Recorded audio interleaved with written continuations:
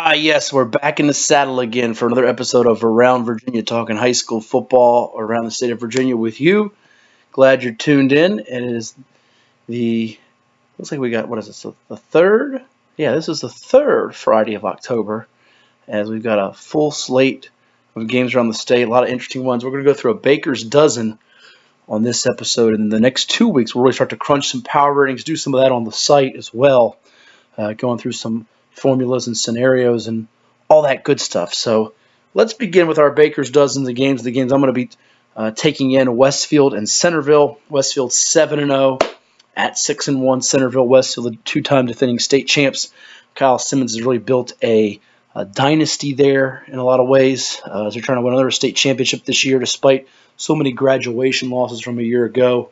We're seeing Noah Kim at quarterback really flourish, coming off that stellar performance a week ago against an Oakton team that Centerville had to really kind of squeak by. They were down at halftime, pulled away in the second half, had a good third quarter, and held off the Cougars there. A game that Josh Gann highlighted for us in depth in our Northern Virginia predictions. I tell you what, I think both defenses are really rock solid. When you look at what Centerville has done defensively this year, I think they've gotten better as the years have gone on. Keenan Anune, the pickup for them from Central Lunenburg, he's been strong on the outside, the corner spot also as a key wide receiver for them. Then you look at some of those linebackers they've got making plays with Trey Maxwell and Lamar Horner and others stepping up. And then for Westfield, it's a lot of the same faces that we're familiar with the last couple of years on defense, but in a bigger role for Taylor Moore at defensive back, who had that game-clinching pick against Madison, who's a dangerous team that Centerville will take on in the regular season finale. Westfield escaping with a win over Madison there. And then Nolan Cockrell at defensive end is just a game changer. He is just tremendous getting after the quarterback and making plays. So I think defensively both teams are strong. I'd give a slight edge to Westfield there. Offensively, you might give a slight edge to Westfield as well. The key to me is going to be, can Eugene Asante run the ball to take pressure off of Kim? Kim has played so well the last couple of games, but he is a sophomore. Presley Egbers has the experience edge there. Centerville will mix it up in the backfield with Bossy Canoe and Daquan Williams-Pearson and some other backs. But I feel like Centerville could be a little bit more balanced offensively and settled in, even though Westfield has some of those receivers that have made some big plays, and they've had that lineage of receivers here the last couple of years. You think of guys like Tyler Scanlon, and then last year with Ivory Frimpong and Sean Eckert, and now it's Gavin Kiley and Morn stepping up. The battle in the trenches will be very interesting. I think this game goes on to the wire to the very end.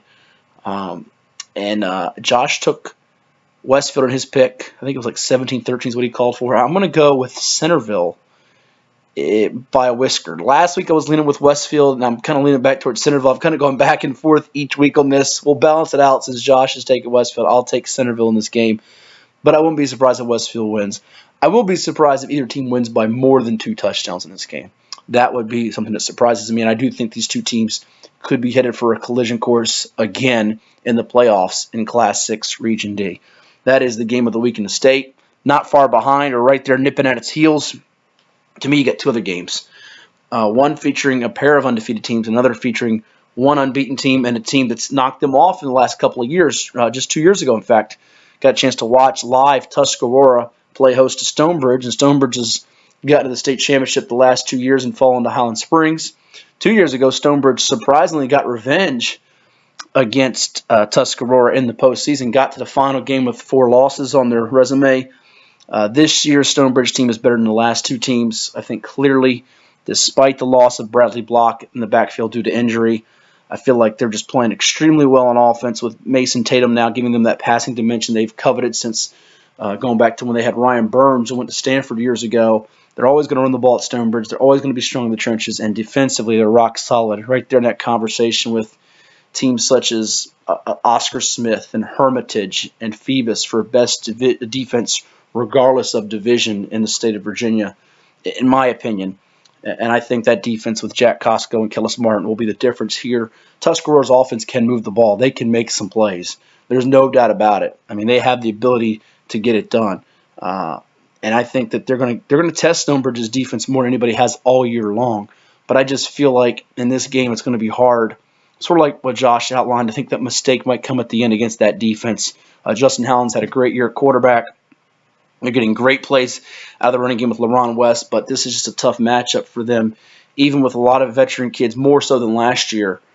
In this matchup, I think Stonebridge wins it by a score to 2, maybe about 10 to 12 points. A little bit more of a margin than the Westfield Centerville game, but would be a surprise if Tuscarora won. Not a huge shocker, but it would be a surprise. I do think that Mike Burnett is one of the best coaches in the state, much like Mickey Thompson is at Stonebridge, and then you think of Kyle Simmons at Westfield and Chris Haddock at Centerville in these two huge Nova showdowns. But his team just might be another year away from being able to take down Stonebridge again, and they've been one of the few teams that has gotten it done. So, interesting game. Stonebridge trying to get to that regular season finale undefeated against Broad Run, which will be another big-time showdown, and we'll see if they get there. For Tuscarora, this would be definitely a launching pad win for them, and again, that could be very high scoring. The other game that I'd put number 3 on our list of Baker's Dozen on this October 20th Friday weekend football action in Virginia is William Byrd at Stanton River. Stanton River's moved from number 3 in the preseason up to right there knocking on that door for the number 1 spot in the state. Phoebus has got it at the moment, but Stanton River's right there deservedly in the conversation. Lord Botetourt was the preseason team, and Stanton River rallied to beat them just a couple weeks back. William Byrd's a team that when we circled the schedule when it came out, we said, all right, they're a Class 4 team, used to be in Division 3. They got back-to-back weeks of Stanton River, Lord Botetourt. They could take down one or both of them. Now I don't know that they can do so because it's been reported by the Roanoke Times that Larry Basham will not play in this game. They're a record-setting running back, and they need him for reasons not disclosed by the coaching staff, and we understand that. The Terriers are going to have a hard time winning this game because they have to figure out defensively how to slow down Stanton River, even without Basham being a factor on defense. But now, can their offense keep up if this game develops into a shootout? And I just would wonder about that because you have Grayson Overstreet, the University of Richmond commit, the record-setting running back who's 29 yards away from setting the mark there for career yards to go with his career touchdowns record. And then you have T.J. Tester and Calip Jones. It's really a three-headed monster for Coach Chuck Poston and Stanton River. So I think that they get the job done here, and this game might not be that close. It's a huge build-up showdown because both teams are unbeaten, but I think Stanton River, without Basham playing for William Byrd, it's going to be such a tall order for him to win this ball game. And then they have Lord Botetourt next. So could be interesting. They didn't have a high seed in the latest playoff power ratings that came out this week, and I think their seed will be affected if they lose, as we're expecting. Moving on to number 4, going to the Richmond area. 8:04 is Hopewell at Thomas Dale. Now, Thomas Dale beat Byrd, but they lost to Hermitage and to Dinwiddie.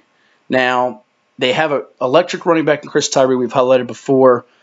This is a game that I feel like has a shootout potential to it. Hopewell with the great running back themselves and Ronnie Walker going to Indiana to play for the Hoosiers. They had that close loss early in the season to Norcom in a game that they felt like they could have won, maybe should have won.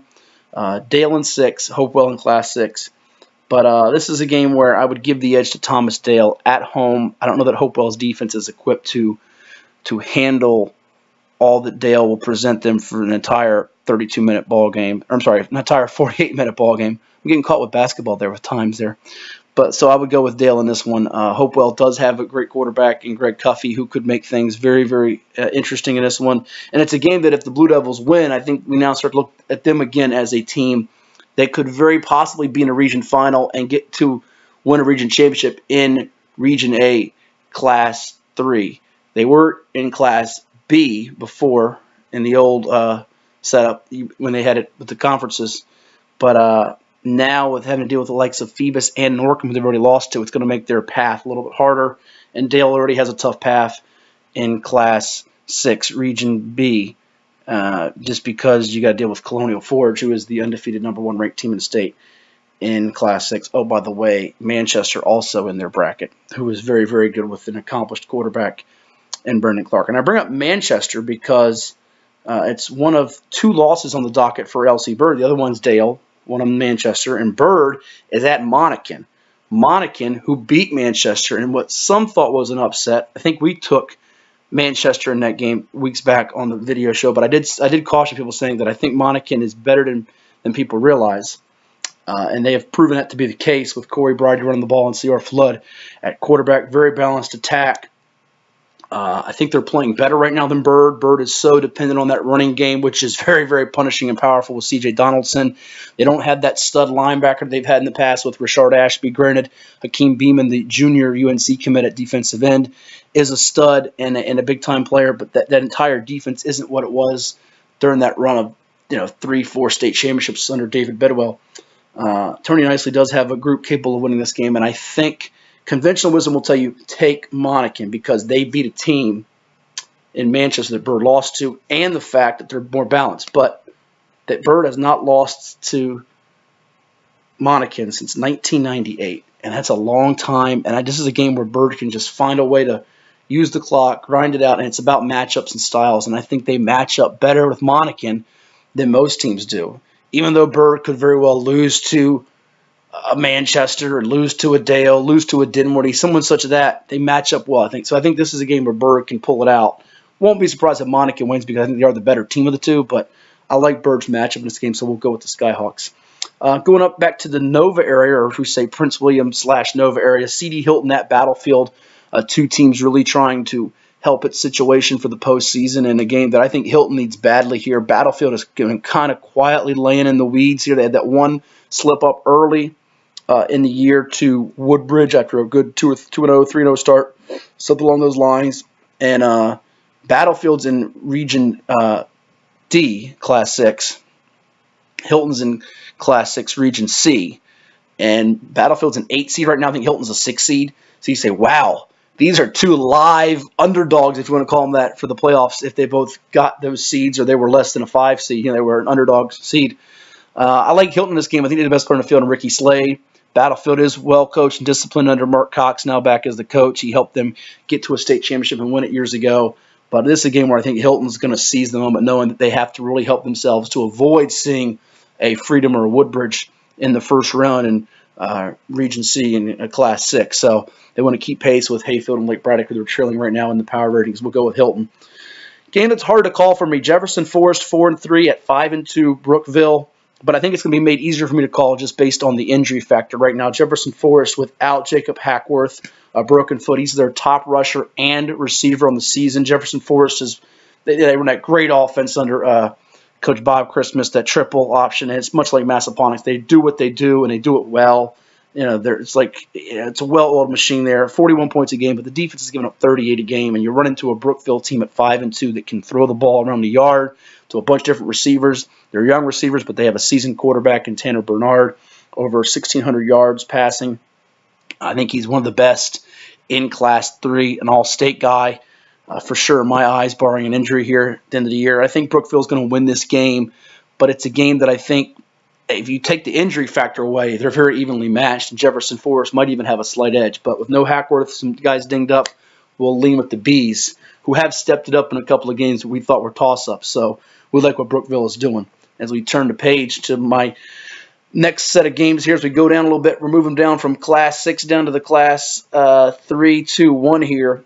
And here's a Class 3, Class 2 matchup, an under-the-radar one that I think has some value to it. Abingdon at Ridgeview. Ridgeview's a team that has just been quietly moving along, and they burst into the top 10 this week in Class 2.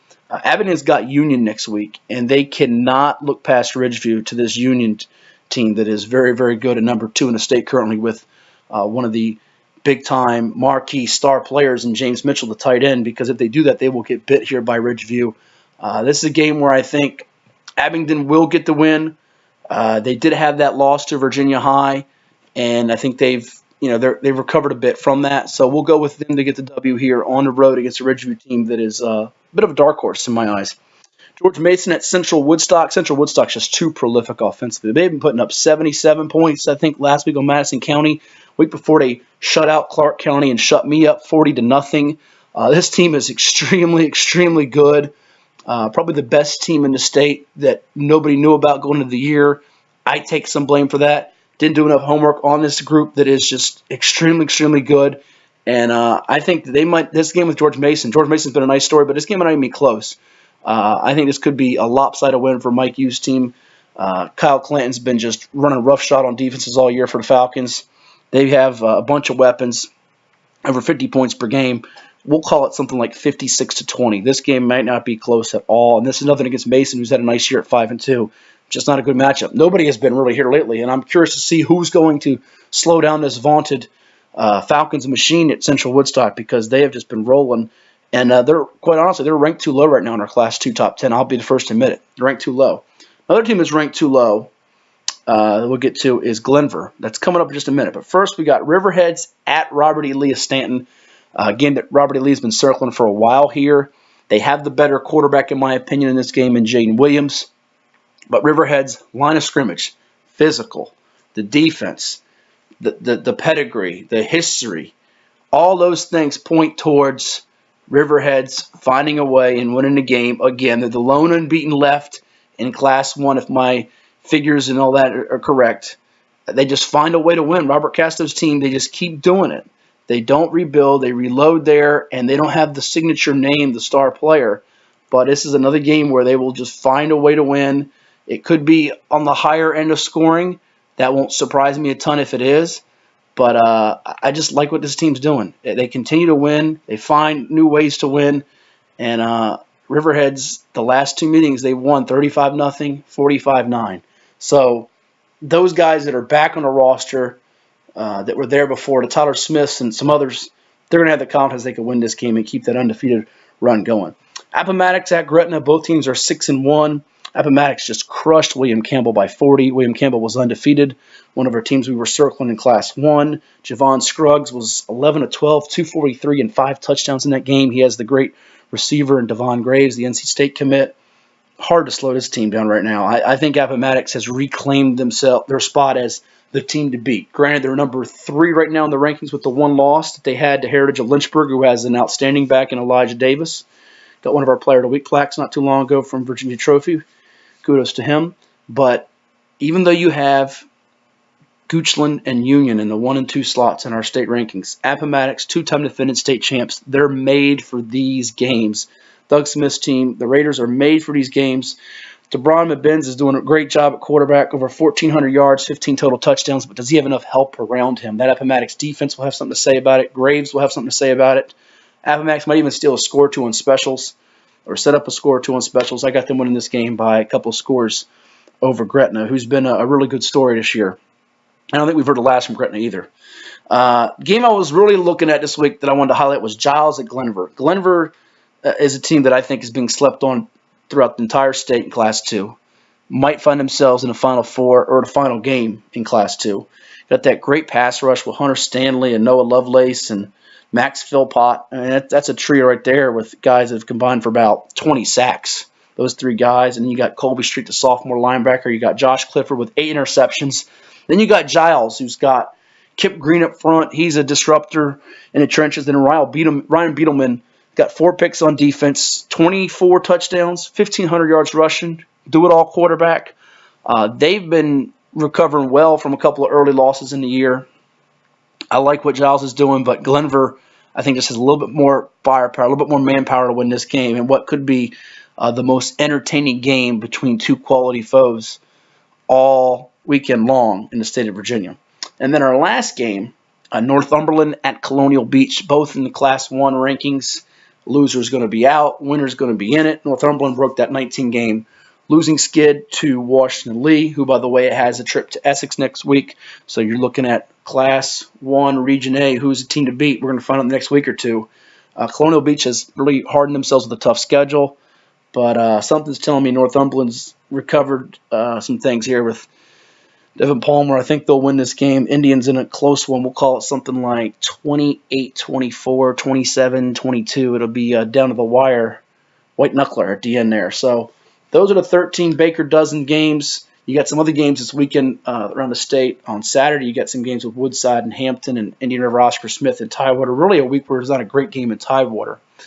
Some other games that'll have impact we'll keep an eye on too. Gloucester Phoebus, a Friday night game that I'm circling because Gloucester's won 5 in a row. Can they give Phoebus, the top-ranked team in the state in Class 3, a battle? And then next week, some other games. James Monroe, Eastern View is one I'm circling. Louisa and Charlottesville. That's a game where Louisa had one of its few losses a year ago to Charlottesville. Job Willen's been getting the job done for them, no pun intended. Brandon Smith on defense for the Lions, and Mark Fisher's swan song his final year as coach there, and that's a great story what they're doing for him. And Louise has become a team that I think around the state people are rooting for and pulling for with that whole situation there. And then another game next week, Hermitage at Manchester. That is a game that's going to be phenomenal to check out. You got Dinwiddie and Hopewell too. So a lot of good choices, and Deep Creek, Kings Fork in Class 4. The Class 4 rankings have not had much shakeup the last couple of weeks. They had a lot of shakeup early in the season in September, but we got some coming before we get to November. I can just sense it. So keep it tuned to VirginiaPreps.com. It's your one-stop shop for high school football action. We've got free articles, premium content, everything you want. The message forums, we'll be doing chat soon, mailbag, all the good stuff. And our scoreboard is always a popular item on Friday and Saturdays. So enjoy your football weekend. It's getting closer to Halloween, and we'll talk to you soon right here on VirginiaPreps.com.